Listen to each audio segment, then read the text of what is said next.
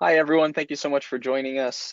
My name is Robbie Brown. I'm one of the trainers here at Get More Math, and also on the call is my colleague Rachel Talavera. Hello, Rachel. Hi, Thanks so everyone. much. Good morning. Good afternoon, actually, to some of you. Good morning to some of us. And it's, for me anyways, it's kind of a gray, drizzly day here in New York. That's why I wore my most colorful shirt. So we got some color going on the screen for you. The primary purpose of today's webinar is to just do a kind of a brief overview of what you need to know to get started with Get More Math this school year. So what this isn't is this is not an introduction training to the program. If this is your first time ever seeing Get More Math, or if you just signed up and you signed up for this thinking that this is going to be your kind of crash course to using the program, that's not exactly what we're going to be doing. We do have those resources available. We have free training sessions available online, and we'll talk about that a little bit later as well. But I did just want to get out in front of that right away so that you're not confused thinking, when are you actually going to show me how to use the program? So the primary purpose of today's webinar is going to be going over some of those just general tips and tricks, some house cleaning, making sure that you're ready to use your Get More Math account as we start the new school year. That being said, if you have any questions about particularly what we're talking about, but about the program in general, we're happy to answer those as well. You can answer those you can ask those right here in the GoToWebinar platform. There's that little questions section in your dashboard. You can enter those there, and then we'll be answering those as we go. So I told you what today's webinar is not about. Let's go ahead and take a look at what we are going to cover. The first thing are just going to be those tips for getting started. This is going to be some general how to clean up stuff from last year, how to get yourself set up for success this year. And then we're going to also take a look at some remote learning tips. Rachel is actually going to take over at that portion. She's going to talk about some of what we've learned this summer since we started in this pandemic era of education. So we know that everyone is kind of jumping into an uncertain time working with a remote setup. So she's going to talk through some of that. And then we're going to spend a little bit of time talking about what we have coming down the line. Not quite ready to go yet. Coming down the line in the program. So we've got some new features, some new add-ons. We are all working to adapt to this new setup, and we're doing the same thing. And what I want to mention in that is that teacher feedback is really, really helpful for us. Those features I'm going to highlight are the direct result of you letting us know what's working for you, what's not working for you, what you'd like to see. So as you do start using the program this school year, please do keep us in the loop. That's how we can constantly improve and provide a product that's actually useful for you. So we're going to go ahead and get started and actually take a look at those tips for starting off the school year. Here we go. The very first thing we're going to talk about is signing up your colleagues. So you're here most likely because you've already been using Get More Math. You've got your account set up. Maybe you were using it last year.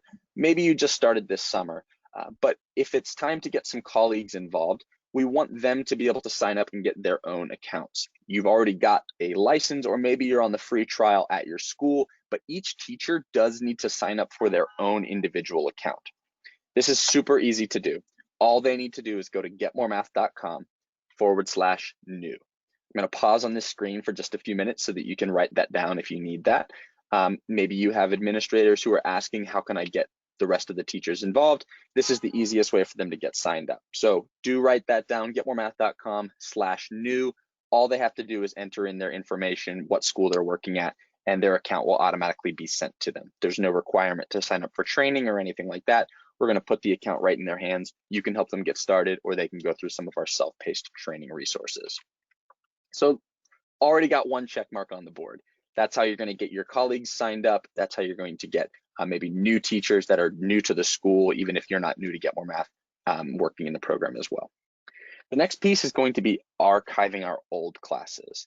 So we don't have a way to delete classes in Get More Math because we want to make sure that you always have the ability to re-enable them if you need to. And we've often encouraged teachers to wait until the beginning of the school year to go through this process. Part of that is in case you're using Get More Math for summer school, or perhaps you have those 1 or 2 students who in the COVID era are bored and want to work on math homework instead of doing something else during the summer. Who knows? But we've encouraged you not to archive your classes yet. Well, now is the time. So we're going to go ahead and take a look at how you're going to archive your classes. Once you get signed into your teacher account, you're going to go ahead and make sure you have the Classes tab selected. This is the default tab in the top blue ribbon. You see those two options there, Classes and Work. And when you're in your Classes tab, you're going to select the class you want to archive. So I have my period 1 class selected. This is my period 1 from last year, so I'm done with this. Then I'm going to go ahead and navigate to the Settings submenu in this center column. Once I have the Settings menu selected, you see that we've got some class settings available here on the screen. Really what I'm looking for is that Archive Class button.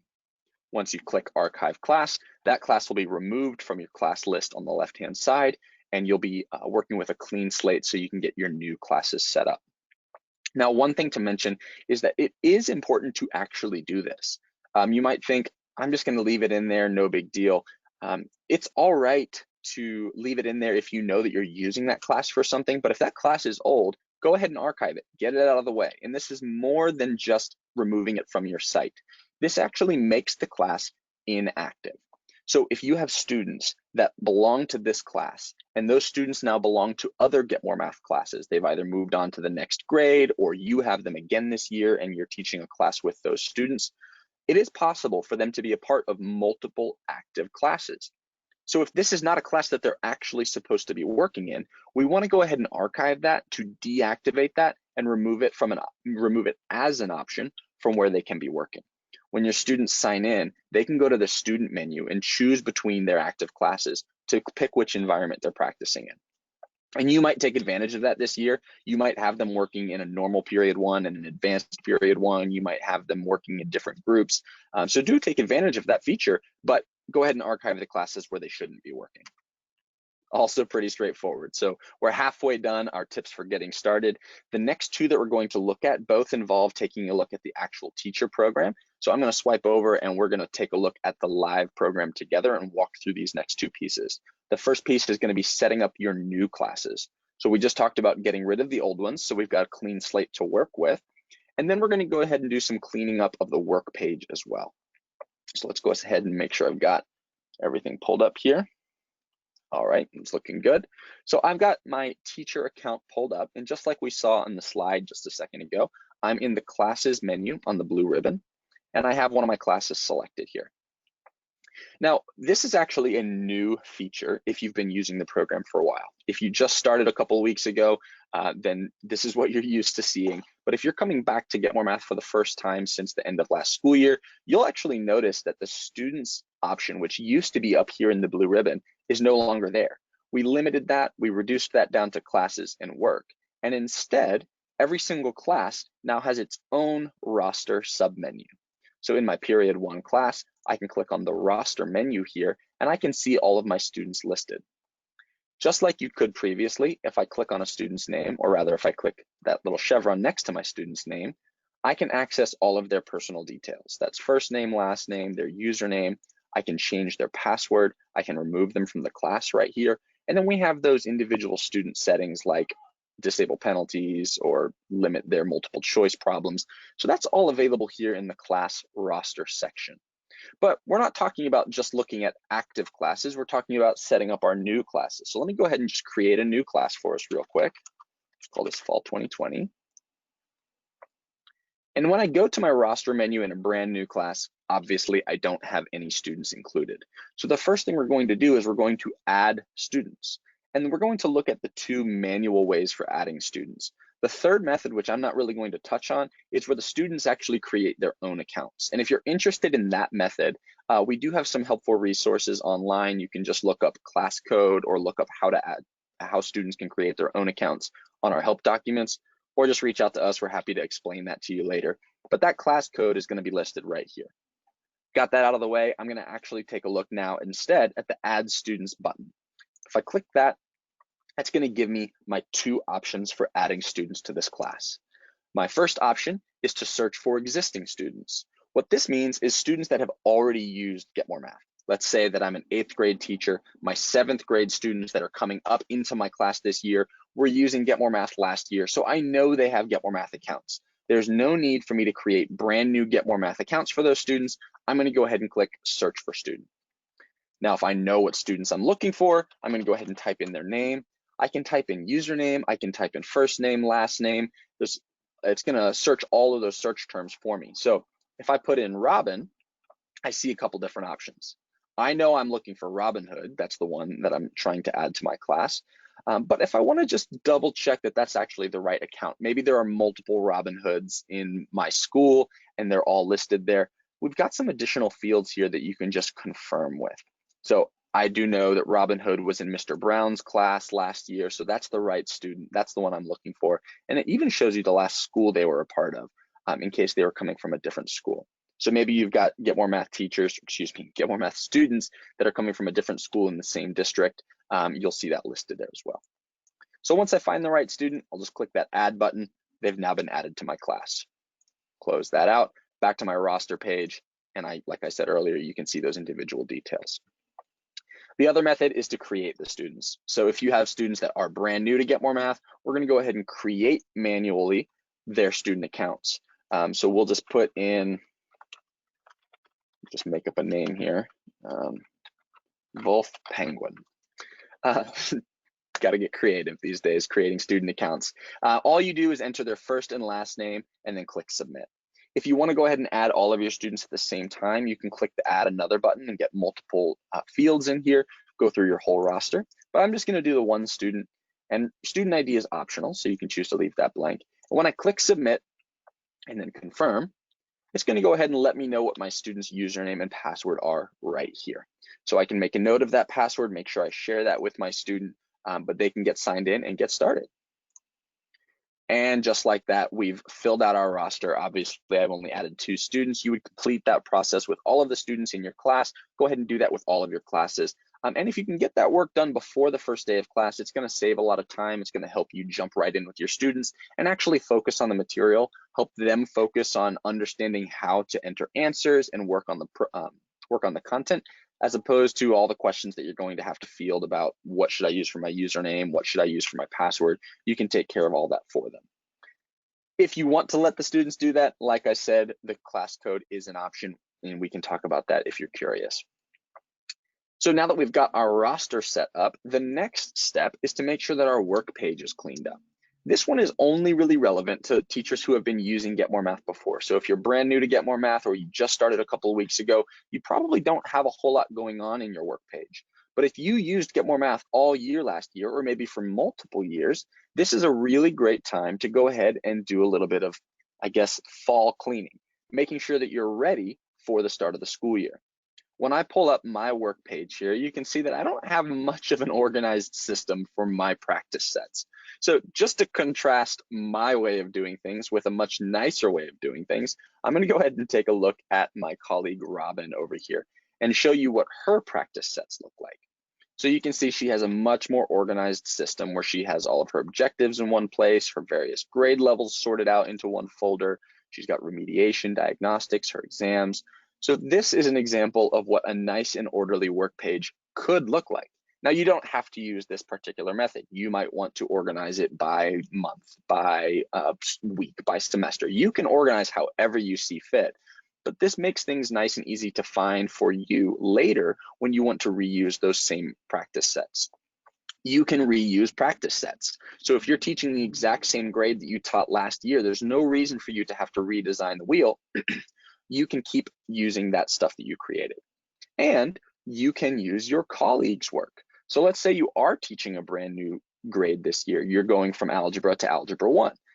You still don't have to redesign the wheel. I can go in here and go to Robin's practice sets like I'm looking at, and I can borrow her practice sets. So I'm going to come into her grade levels. I'm going to go to her 9th grade, and I'm going to go ahead and copy that right over to my work with this copy to my work button.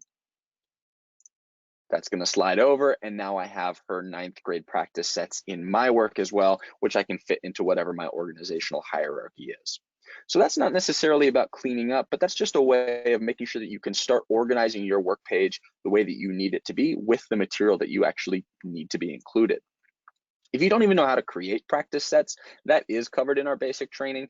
Pretty straightforward. You just click the create practice set button here, and then you can use the various skills that we have listed in the skills bank to create out those practice sets. But I'm not actually going to get into that. What I also want to show you is an important thing to do would be to start condensing or combining your practice sets. This is one of those pieces where you're going to learn from what you did last year. Maybe you gave your students a practice set that looks something like this one, where you had 6 skills in there. 6 skills with 3 points per skill. That means they need to earn 18 points before they move into mixed review. And if you've heard us talk about Get More Math at all, you know that we harp on mixed review as the main thing. Mixed review is where your students are going to benefit the most. So we want to get there as efficiently as possible. Requiring 18 points before they get to mixed review maybe isn't the best idea. In fact, we would say it's not the best idea. So I'm going to take this practice set and I'm going to split it into 2. I'm going to make these 2 different days worth of work, or maybe it's the same day, but I'm just going to separate them out, one at the beginning of class, some time to practice, the second towards the end of class. So what I'm going to do is I'm going to find my work on the right-hand side of the screen. I'm going to go back to my collections. Oh, sorry about that. I'm misclicking here. Go back to the collections, and instead of looking at my colleagues like we were just doing, I'm going to look at the My Work section. And under My Work, I'm going to find that practice set that I'm talking about. That's the one that was too long. And there we see that exact same practice set now listed on the right-hand side. What I can now do is create a new practice set on the left-hand side in which I choose to include these skills. So I'm going to go ahead and add the first 3 skills from this practice set.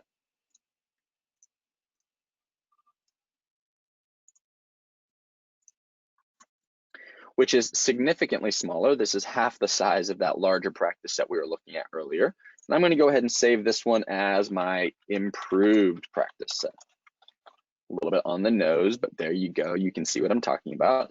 So now I've taken that larger practice set, which I've learned didn't quite work well for my purposes, and I'm going to go ahead and make it into 2 smaller ones that's going to work a little bit better for my students. So just a couple of examples for how you can take this time to start organizing your work, and then really basic mechanics. How are you actually going to move these things around? You can see that my mouse turns into a little hand when I'm hovering over the practice set. I can grab that and drag it inside those folders. I can drag other folders into folders. I can create new folders. So go ahead and take the time to organize this in a way that makes sense for you and make sure that you're cleaned up and ready to go.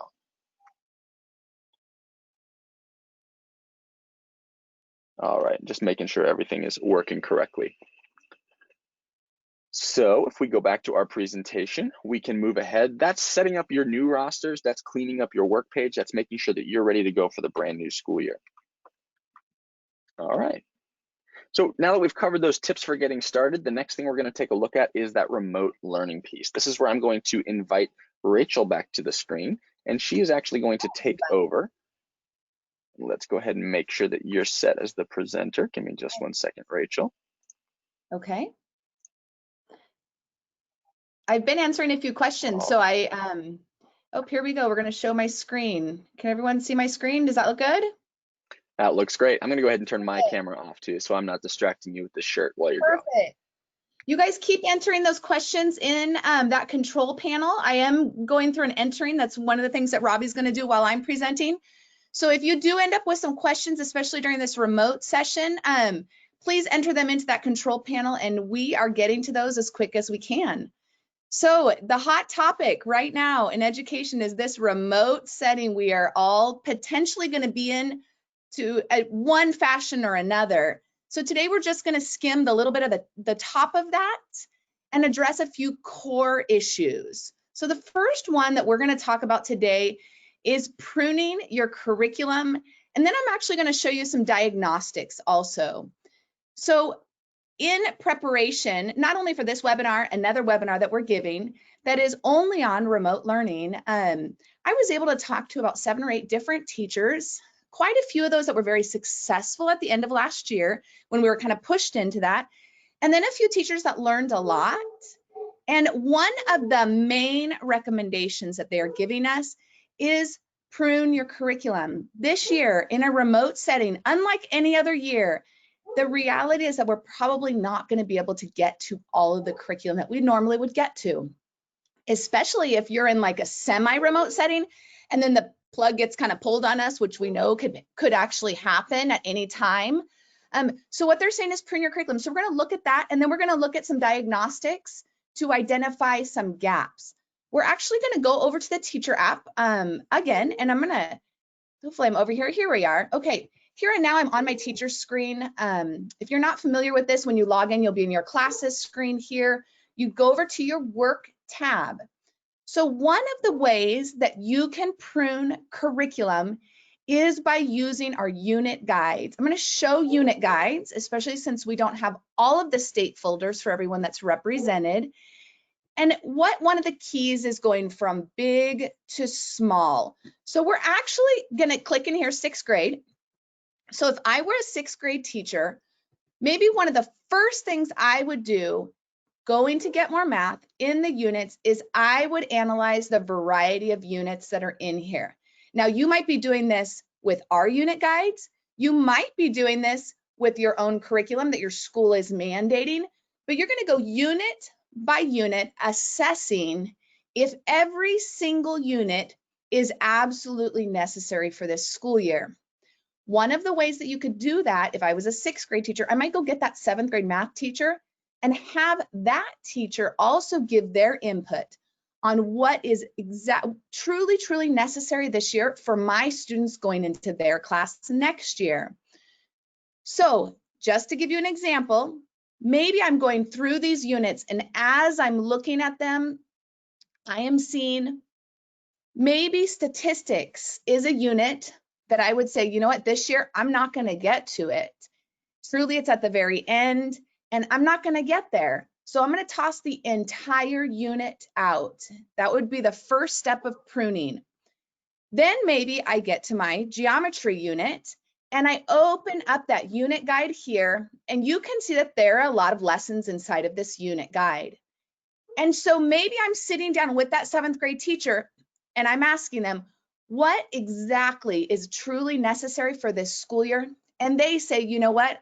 I need you to really hammer down on perimeter and area. But you know, you don't have to get into surface area and you don't have to do volume. So then I would cut out these lessons down here, 13.7 to 13.9. So you're either going to go units, and then we're going to go to lessons, and then we would go actually inside our folders. So I'm going to look at the perimeter of area of rectangles.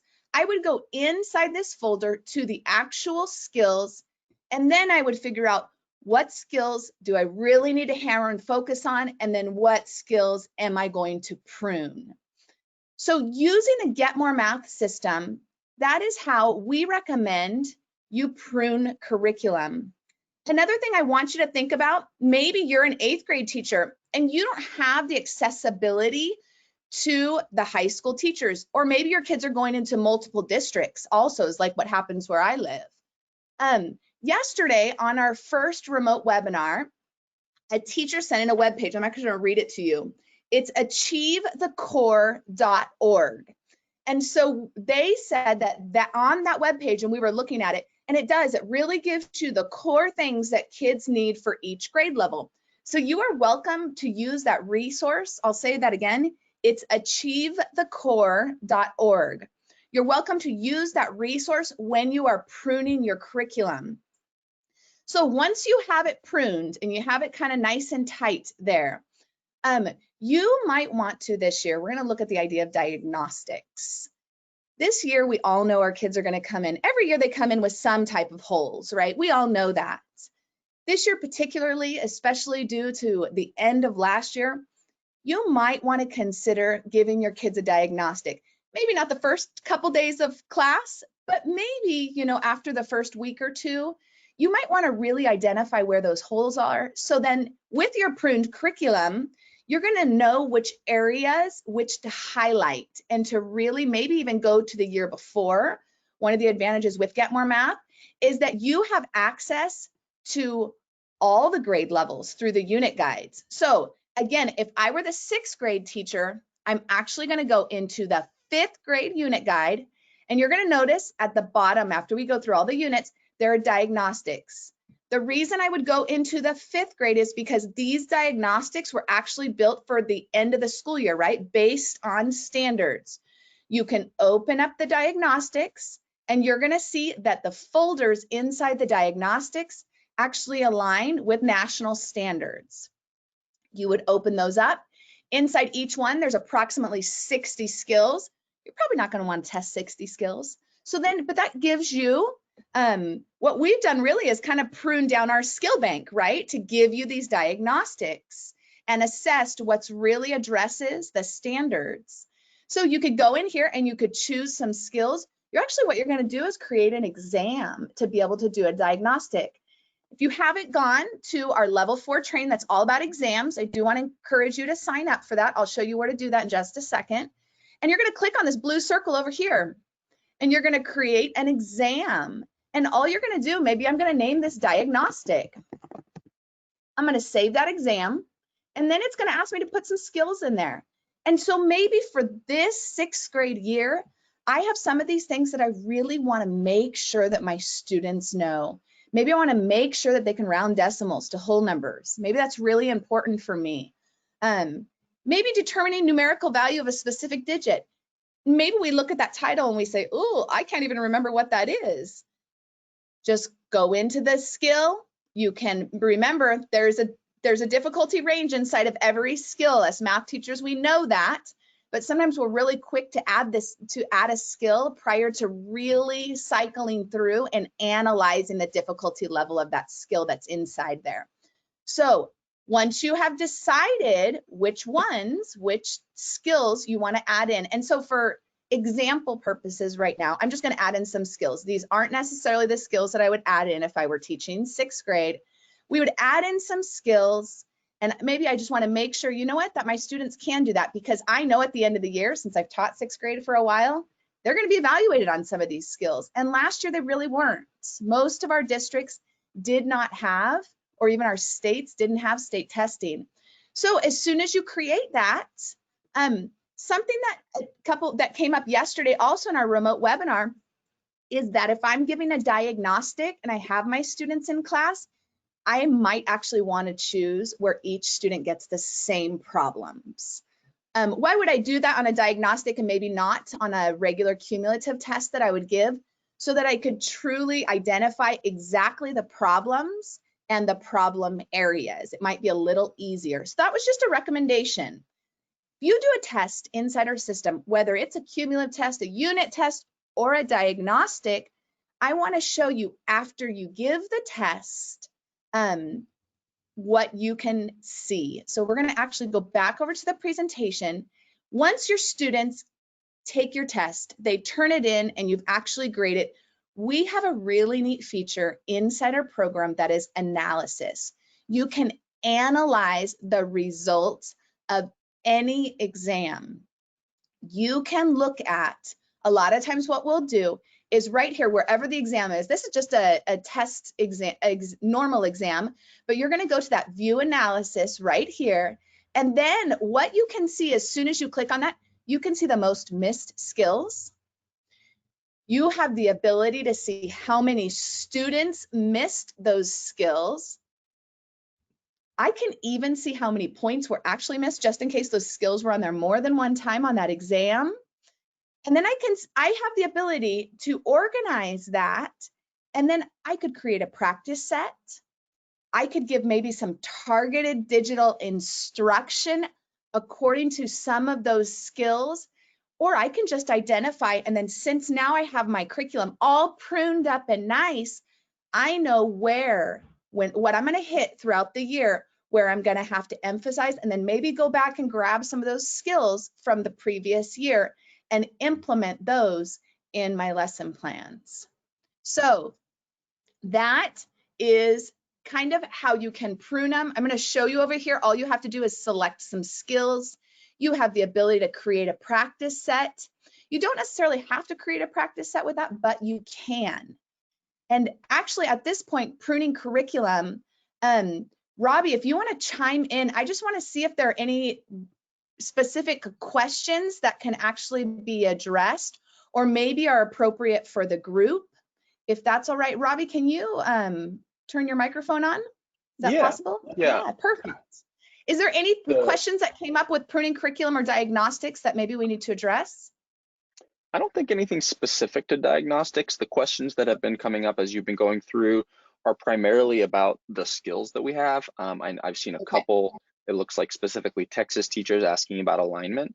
If you want to just speak to, I know it's not even what you were talking about, but maybe just a time to at least address the question, maybe answer that question about alignment and standards and things like that. Perfect. So actually, I'm going to go back over to the webpage if that's all right with you guys. And I'm going to go back to these collections. So you can see that we do have some state folders. I happen to be from California, so I have the California folder here. Inside the state folders in our skills bank, these are organized by standards. So you'll see that it says standards and it goes by those grade level alignments. Now, if you're in our all skills bank, these are over 3,000 skills. These are organized by topic. The skills that were chosen to be in there are based on United States national standards. So it's kind of a conglomeration of all of our state standards, right? So it's not specifically Common Core, which is a question we get, but some national level standards. And so I think and then unit guides is an easier way to find things. If we don't have your state folder through unit guides, it's just little nicely organized because it is by grade level alignment. So I hope that addressed the question. One other thing I wanted to point out, if you do have a question, a couple of our trainings, if I go in here to resources and I go to our resources page, you can go to training courses right here. And these are our leveled trainings. These happen every single day. Level 4 is on exams. So you can actually sign up for those anytime and you'll get our level training. Level 2 goes into that skill bank and there's a little more explanation than what I gave today. So we're going to keep going with the presentation and we are going to talk about a flipped classroom. So in a remote setting, a lot of our teachers that were very successful last year were already implementing a flipped classroom. So I am not saying that this is the only way you can be successful. I'm going to say maybe consider the idea. There's a lot of resources online on flipped classrooms and the benefits of flipped classrooms. So I just want to give a brief explanation and why teachers do this. So in a flipped classroom, the idea is that in a traditional classroom, like on the left, in the image you can see, is that students are going for initial instruction. They're going to get the first glimpse of the lesson. In a flipped classroom, they've already gotten that at home. They have looked at video instruction provided by hopefully the teacher, if not some other video component or a digital component that is giving them an outline of what they're going to see in class. So at home, really, they're going to be watching instructional videos. Most teachers, if you haven't done a flipped classroom, the ones that have learned that all students are not going to watch those videos, right? So what they do is they attach either instructions, a worksheet, and fill in examples. So it's like while they're watching the video, they actually have to do some problems. And in math, that's going to be really important, that they're actually doing some sample problems and they're solving those while they're watching your instructional videos. Other teachers have actually found really fun ways where they embed clues into their instructional videos, and their students at the end of the week actually have to align all those clues, and they get like a statement, a funny statement about school or about the topic or even about anything random, right? So that's been kind of a fun way for kids to make sure that they're actually watching those videos. If you're going to send a digital instruction, you're going to use any platform, right? Like a Get More Math platform, then you need to include the examples, include Get More Math examples. Make sure that your students know exactly how to do the problems that we're anticipating them to see. Then when they come to school or they're in a Zoom meeting, maybe it's class in Zoom, right? They're actually coming with questions. They're looking for clarification, not initial instruction. And the assignments, so if you're going to use practice sets, you would complete those in class, whether that's a Zoom in class meeting, or you're lucky enough to have your students this year. I know there are some of you that are actually going to have students, maybe just part-time, but you're going to have those. So that is a flipped classroom. If you're interested more in a flipped classroom, I would just challenge you to research that a little bit more if you've never done that. And then maybe try it out.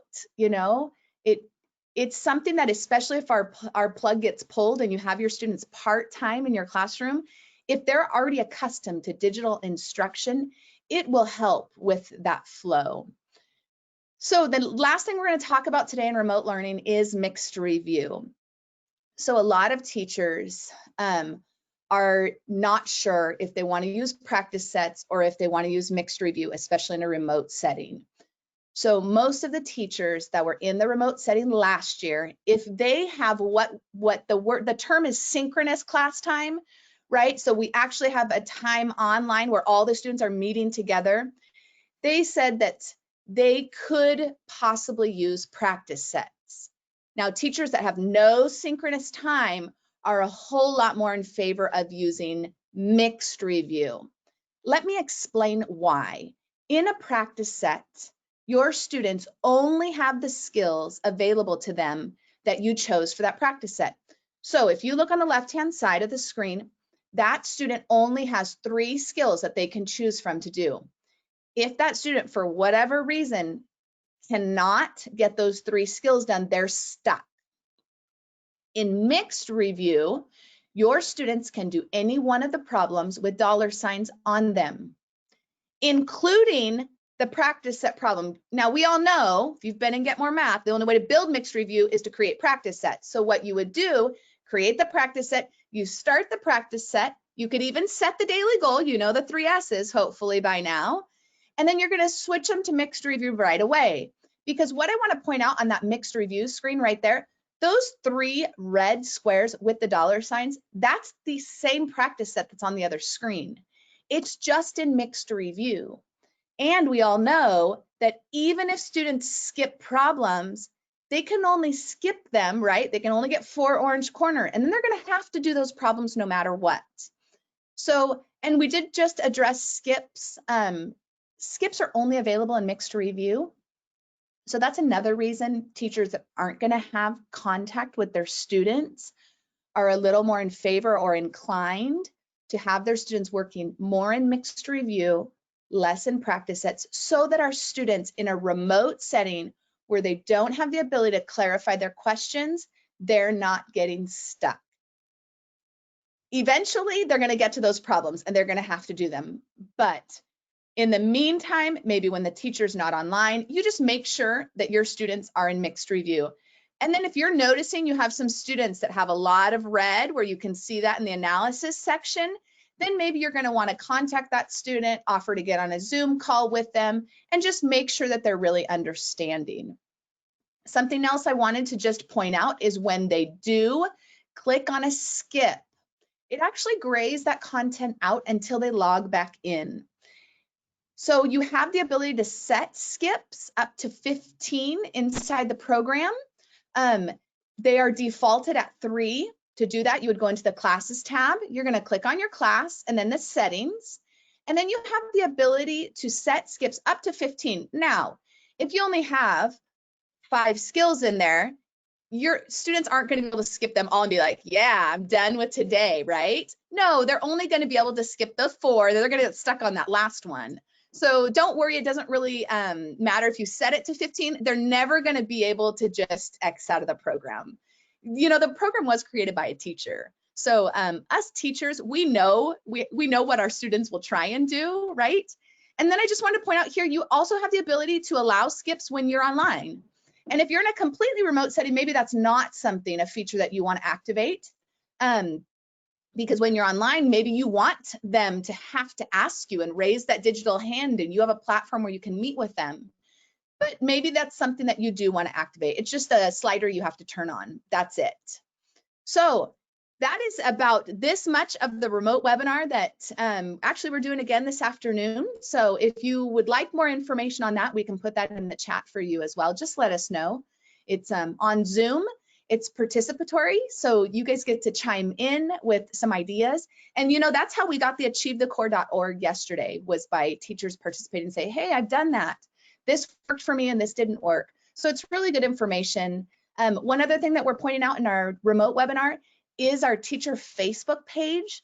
this is a year where you're going to want to have collaboration and maybe with teachers outside of just your own school and figure out what are some people doing, especially in Get More Math teachers. So on our Facebook page, we have teachers all around the United States. We even have some teachers from outside the US that have joined. And you're welcome to join that page and just see what other teachers are doing and say, hey, I'm trying a flipped classroom. What are your recommendations? So that's what I have for today, just a tiny bit here.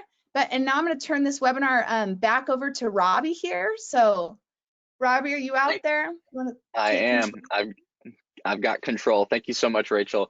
Perfect. And just to kind of reiterate what she was saying at the end there, we have another webinar this afternoon about this particular topic, about teaching in a remote setting. So maybe Rachel, if possible, if you could maybe share that Zoom link in the I chat got for it. everyone, Sure. we can make No that available. problem. So if you are interested in a little bit of a deeper dive on that particular topic, she'll share that Zoom call and you can join that later this afternoon and get some more information.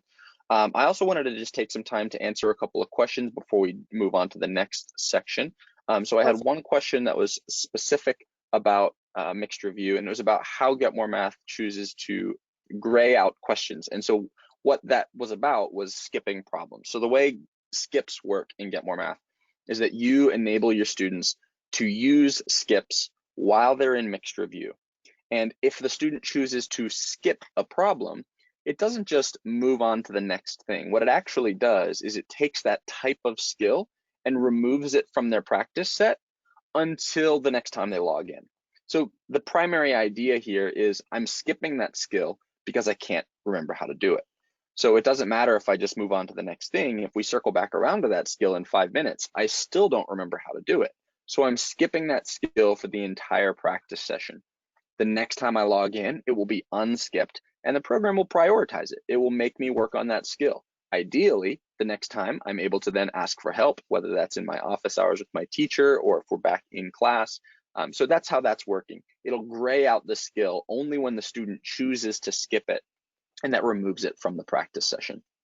I also wanted to take just a second to sort of describe mixed review a little bit more. Now, I know we mentioned at the beginning that this webinar in particular is not really an intro to Get More Math. It really is designed to be you're using Get More Math, let's get started in the school year. But I did just want to explain some things. If you are new to the program and you've made it this far with us, I'll give you that much, and we can explain at least what we're talking about when we say mixed review. If you start coming to any of our trainings or our webinars, you will hear us talk about mixed review all the time. It is what makes Get More Math tick. It is the beating heart of Get More Math. It's what makes it effective. It's what makes it unique. If you were to ask us, what do you think is the thing that makes Get More Math a great program? We would all answer without a doubt, it is mixed review. And that's because mixed review is the piece that is actually individualizing for every single student within the context that you assign as the teacher. So in this screen right here, we're looking at a student's mixed review screen. Every single colored square on the screen represents one skill that you've chosen and assigned at some point during the school year. Now that skill does not mean just this problem. The problem on the screen that says evaluate x to the second power, that's just one version of that skill. The program is going to generate infinite versions of that so that the student can get constant practice on this type of problem. So every single colored square represents a type of problem that you've taught them how to do and are now asking them to practice on a regular basis. This represents the entire body of work that's been taught since the beginning of the school year. What really makes this powerful is that the program then moves your students through this body of work on a consistent basis, focusing on the things that they need most. So that's where all the various colors and symbols start to come in. Wherever you see a dollar sign, that's where the program is saying this skill is something that's being prioritized at this particular moment. And you've made those types of decisions and those determinations as a teacher before. Why is it more important for my student to practice this skill right now? Well, as a teacher, sometimes you make that decision because you know a test is coming up on that skill. But what if we made that decision based on the available data? I know that student A over here, or Fabian Johnson, is working on the skill that he needs to work on most because he actually is struggling with that skill. It might be the thing that we learned today. It might be brand new. but it might be something that he learned 2 weeks ago. And since the computer can keep track of all of that for us, it makes sure that every single student is practicing the thing that they need most every single time they're practicing, and that they're going to consistently practice everything. So that's really, in a nutshell, why Get More Math is so effective. And it's why you hear us harp over and over again about spending time in mixed review. Because if you just use Get More Math for the exams, it's a great exam tool. If you just use Get More Math for the practice sets, it's a great practice set tool. But if you miss out on mixed review, you're really missing out on what makes it truly effective for that long-term retention. So just to kind of give a little bit of context for those of you that are new to the program, I wanted to make sure that we got that covered there. And then as the school year goes on, this grows because you're adding new skills. You can remove those skills, you can condense it, you can prune it to make sure that they're not overwhelmed with too many things to work on. But that sort of at least provides that framework for what it is we're talking about. And if you want to know more about those specifics, why are the dollar signs appearing in certain places? What do the colors mean? How do I actually practice or answer those skills? That's exactly the kind of content that we cover in our beginning level 1 training. So we're going to show you in just a few minutes where you can go to sign up for those trainings. Yeah. Hey, Go ahead, Robbie, Rachel. I'm just going to chime in here really quick. So I have a lot of questions on the skips. So Okay, the yeah. whole purpose in skips is so that students don't get stuck. And if they need clarification, they have a teacher there to help them clarify. So what we were addressing here is specifically for a remote setting when there is no teacher for clarification. That I have a teacher asking, can I set skips at 0? So it's defaulted at 3. You can adjust that. I'm not sure if you can go to 0, but I'm guessing you probably could. Robbie might be able to answer that. You can go up to 15. I do know that. But again, the whole purpose of that is so that your students do have some choice and they don't get stuck.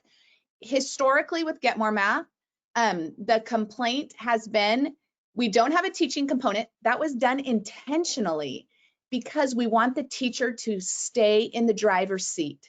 This is not a program that is meant for students without a teacher. This is a program that was created by a teacher, right? So it wasn't created to replace the teacher. So yes, you are in the driver's seat always, but we want to make sure that those students always have you as a resource. So the point of skips is when they don't have you as a resource. So ideally, if you don't want your students to have skips, then don't allow it when you're online. That way you can answer their questions. But setting skips at 0 and then you not being available is not how the program was intended to function. So I just wanted to clarify that. And then if you want more information on skips or on this specifically, the level 2 training and the level 3 training go a lot more in depth with this whole idea. So thank you. Yeah, that's great. That's a really important clarification. Josh Britton, who created the program, he used to always say that he really wanted his students to crash into those walls where they got stuck, because he wanted to be there when they got stuck to help them work through it.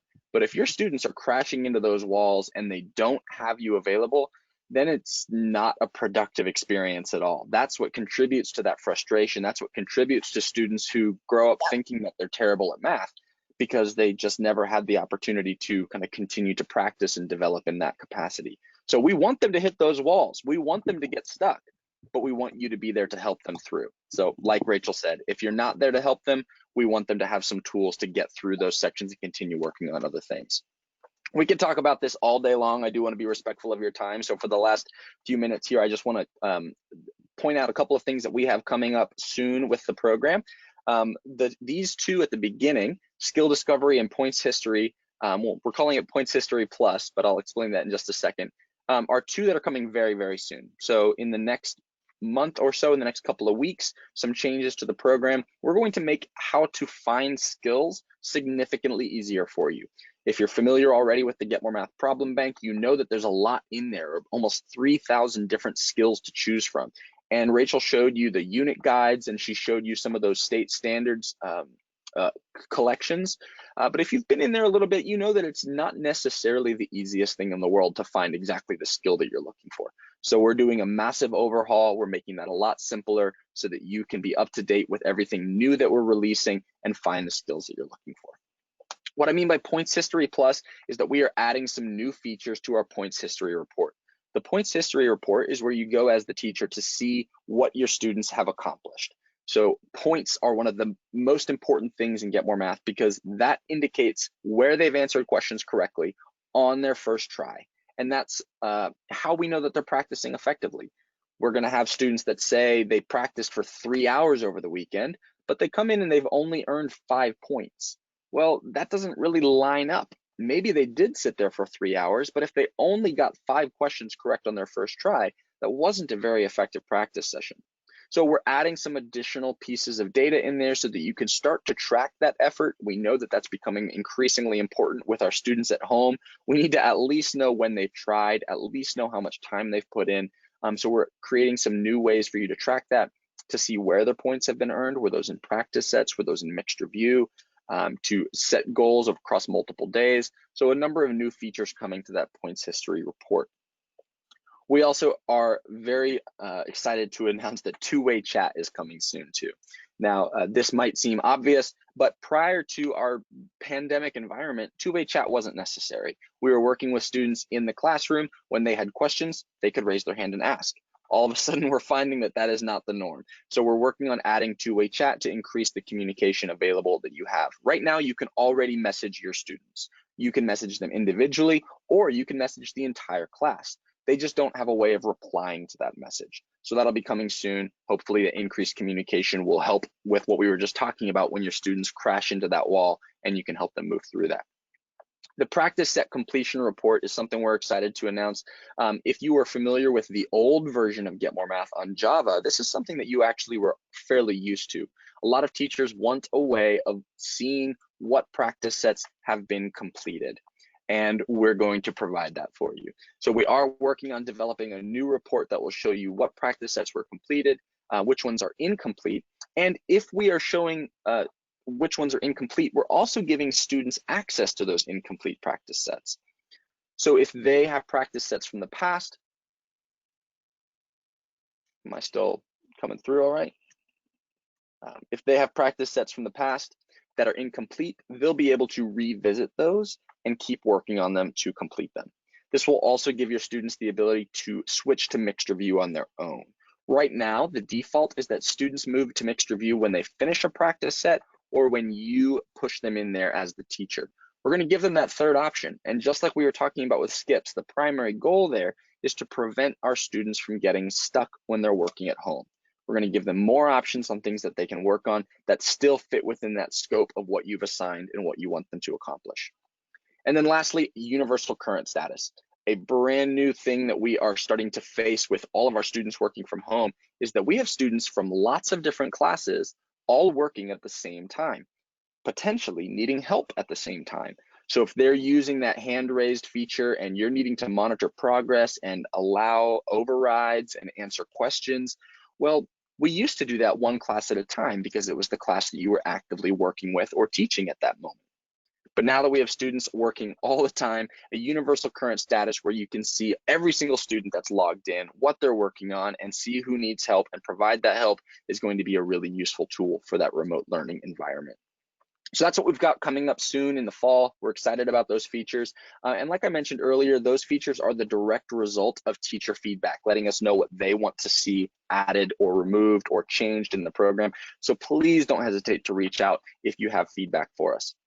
Both Rachel and I have mentioned our free training a number of times. We offer online training courses that are only about 30 minutes long. On our website at getmoremath.com, there is a menu option called training. And if you go there, you'll see these 4 options listed, levels 1 through 4. Level 1 is really the very, very beginning. I just signed up with Get More Math, and I want to know what it is, what it does. I think I saw a question earlier in this webinar, which was, are you going to explain how Get More Math works to help our students grow in math? Well, we kind of touched on that, but like I said, that wasn't really the goal of today's webinar, so we really didn't focus on that. But you will get that in our level 1 beginner training. They'll talk through why Get More Math was developed by Josh and why we like that mixed review methodology, why the spiraled individualization is really what provides that long-term retention. Levels 2 and 3 kind of continue to grow on that, covering data analysis in the program, and then levels 4 Level 4 is all about exams, using the exams feature, how to use the exams effectively, etc. So we are going to stick around until 1 o'clock. So we've got, or 1 o'clock Eastern, we've got about 5 minutes left to answer questions. If there are any obvious questions that we should address for everyone right now, Rachel, feel free to chime in. Otherwise, we'll end the presentation and we'll just continue to answer your individual questions that you sent in. So I have been answering the questions there as quickly as I can. And there was a question about the time for the remote webinar, and I did address that. It's 11 a.m. Pacific Standard Time, but then it's 2 o'clock Eastern Standard Time. So you're welcome to come to that if you'd like to. And then there were just a lot more clarification. Thank you for explaining about the leveled trainings. If you do want more information, please go to those. Those are offered every single day. So even today, this afternoon, there's every single level is offered. So you're welcome to go to those. You can go to those also multiple times. So if you go to the level 1 and you go and you get to the end of it and you're like, oh my goodness, they just gave me so much information, you can come back to those. They are through the entire school year as well. So you can come back to those in a month or two when you're like, man, am I missing something about this program? There is a lot of depth to this program. There is incredible things. A lot of people using the program use a little bit of it. But take advantage of it, especially if you happen to be in a free trial. You might as well investigate fully before you have to try and convince an administrator to make a purchase or even a district. So Absolutely. thank you very much. Yeah, thank you everyone so much. And also, if you haven't signed up for the free trial, do take advantage of that. We give Get More Math away for free.